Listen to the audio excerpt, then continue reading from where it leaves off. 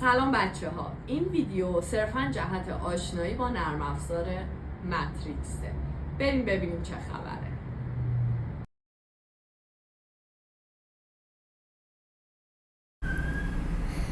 خب بچه ها میریم با نرم افزار ماتریکس کامل آشناشیم.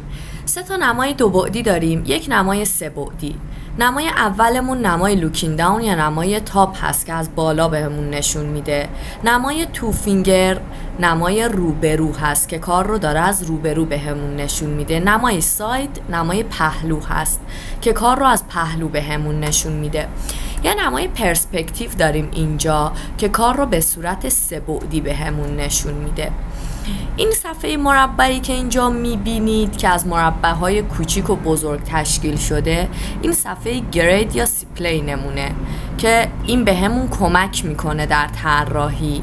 اندازه هر یه دونه از این مربع‌ها 1 میلیمتره که کل این صفحه سیپلی نمون میشه 4 سانت. یه قسمت کامنت بار داریم اینجا که توضیحات کامل ابزارا رو برامون مینویسه و ما اینجا میفهمیم که باید چه کاری انجام بدیم، پس این قسمت خیلی برامون مهمه. سمت چپ منوی ابزارمونه که ما ابزارهامون رو از این قسمت برای طراحی برمیداریم. اگر روی یه قسمت از نوار ابزارمون کلیک راست موس رو بگیریم میتونیم این منو رو بالا و پایین کنیم. در این قسمت میتونیم با دابل کلیک روی هر کدوم از این گزینه ها اون صفحه رو باز کنیم یا مجدد برگردونیم به 4 نما.